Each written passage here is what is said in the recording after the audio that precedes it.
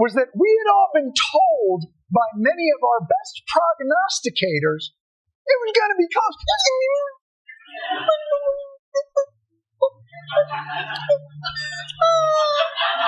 Since joining the race, the vice president has raised an eye-boggling $1 billion. Call me eyes-boggled. Since entering the race, the vice president has amassed an astonishing $1 billion in campaign funds. But if you remember, the last time that we spoke, it was midnight on election night. And it seemed even at that moment very clear Donald Trump had won the election in a bit of a thumping.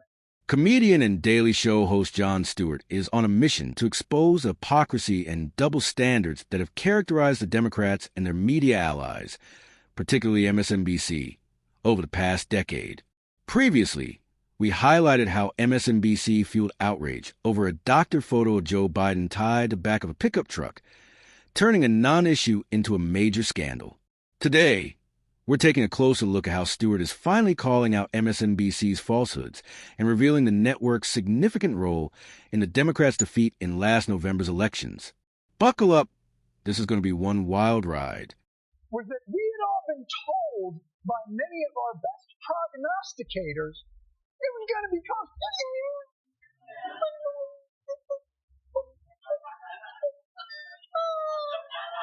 This is where things get especially interesting, particularly coming from Jon Stewart, a longtime Democrat sympathizer. Before the election, it was clear to anyone paying attention that Trump was on track for a decisive victory. However, the Democrats, along with their loyal allies at MSNBC, were busy pushing fantasies about a Kamala Harris win. They clung to preferred narratives, ignored polling trends, and dismissed the growing public dissatisfaction. Even now, some Democrats remain in denial, refusing to acknowledge that Trump's win was a landslide, despite clear evidence from the numbers, the momentum, and the national mood.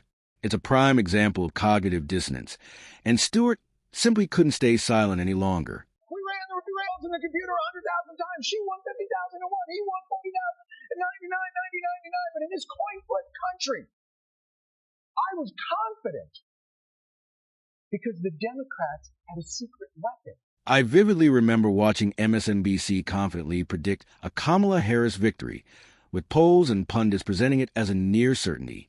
The network showcased a steady stream of so-called election experts and political analysts, all enthusiastically praising Harris, as if reading from the same script.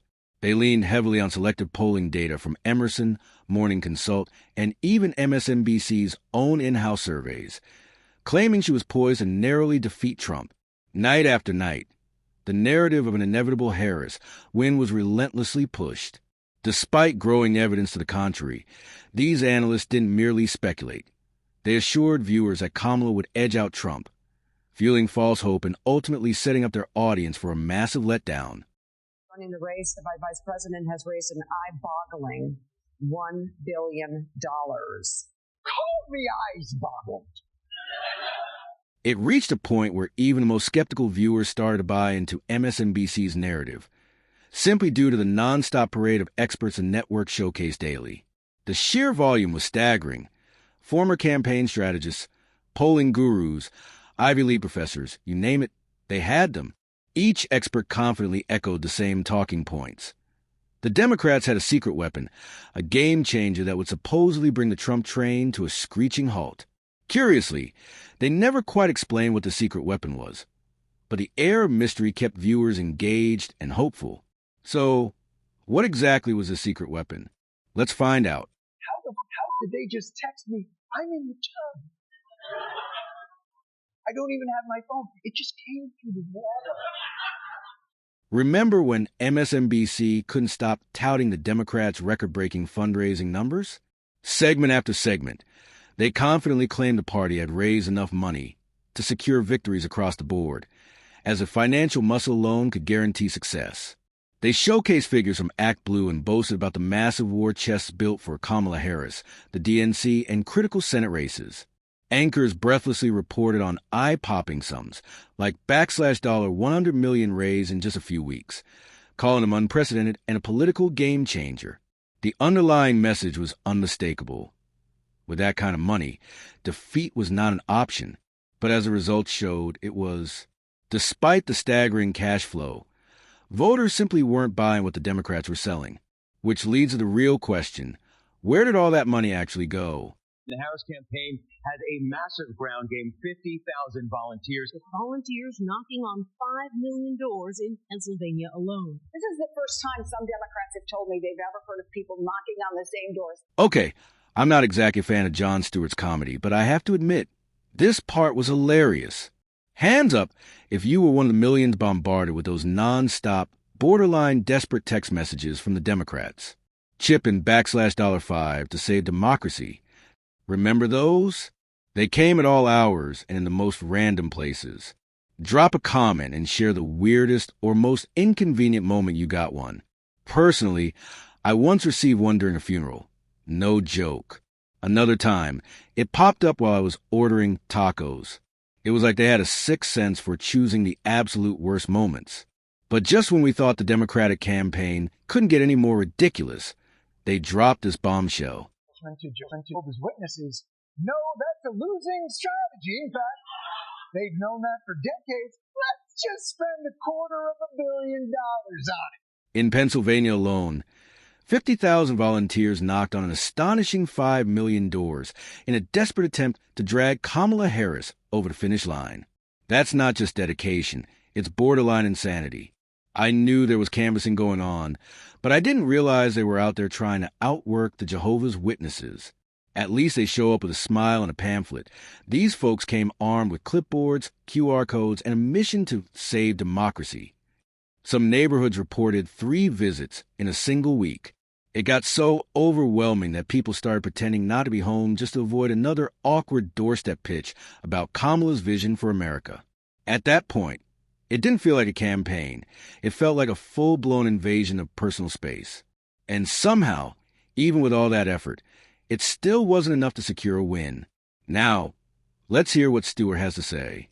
Democracy and freedom are on the ballot. Our democracy is on the line. We have to protect democracy. We have to work even harder to make sure that we defend our democracy. We don't get to choose when we're asked to defend democracy.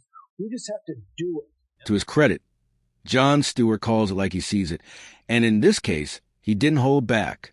He criticized the Democrats for spending millions just to invade people's privacy, a move that, in hindsight, wasn't exactly their brightest idea.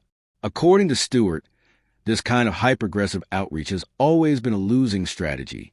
The real kicker? Democrats have known this for decades. Focus groups, internal memos, and campaign retrospectives have consistently pointed to the same conclusion.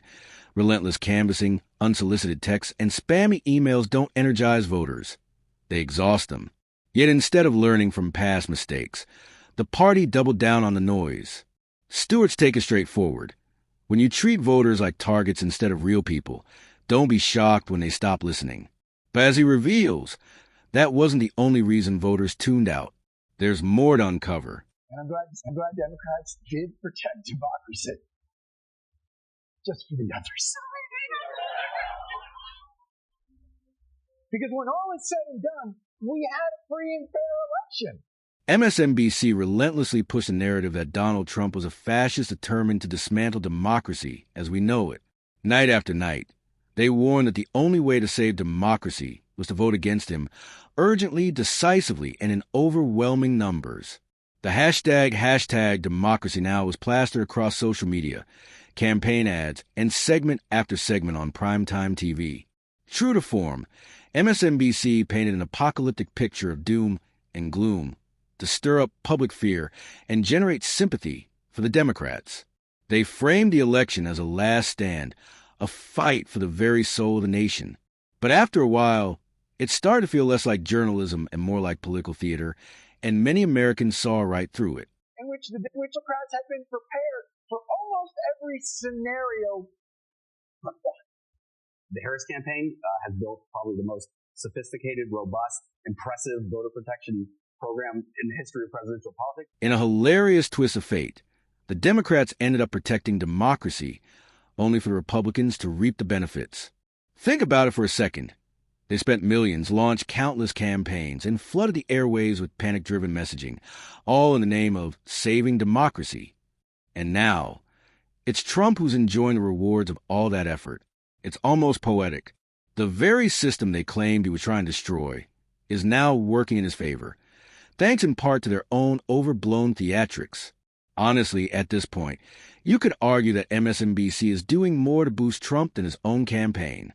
With every exaggerated segment and doomsday prediction, they're only making him look stronger and proving Jon Stewart's point. Lawyers, we got the protecting the... What do we got? Jimmy, did you bring the voters? Oh, I thought you were bringing the voters. I brought the hate has no home here posters. Nobody brought the voters? Where are the voters? MSNBC kept assuring us that this was the election where the Democrats were most prepared, organized, and fired up than ever before. But in all their cheerleading, they overlooked one crucial detail, reminding the party to actually check all the boxes, both literally and figuratively. While MSNBC was busy hyping up the party's record-breaking enthusiasm, they neglected their fundamental journalistic duty of keeping expectations grounded and holding the Democrats accountable.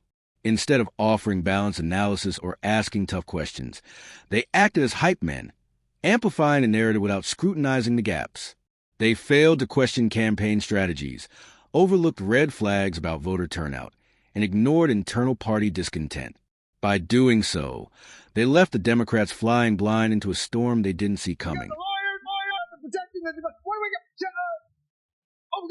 Jimmy, did you bring the voters? Oh, I thought you were bringing the voters. I brought the hate has no home here posters. Nobody brought the voters? Where are the voters? The Democrats did everything right, at least on paper. They raised historic amounts of money, mobilized volunteers, dominated media coverage, and built a massive ground game. But they missed the most critical piece of the puzzle, delivering a message that actually resonated with everyday Americans. Instead, they doubled down on divisive woke rhetoric, identity politics, and virtue-signaling buzzwords that alienated more voters than they inspired. Their disconnect from real concerns like the economy, public safety, and border security ultimately sealed their fate. Had they redirected even half their energy into crafting a unifying, clear, and relatable message, we might be looking at a very different outcome right now.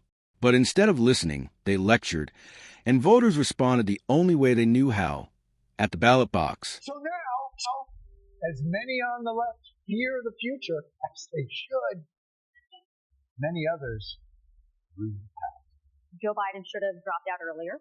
There should have been an open primary. In the end, it was Trump who gave the Democrats a masterclass in how to win an election, delivering a defeat so resounding narratives. In doing so, they didn't just mislead viewers. They misled an entire political movement right into a losing strategy. And now, they're scrambling to rewrite the story.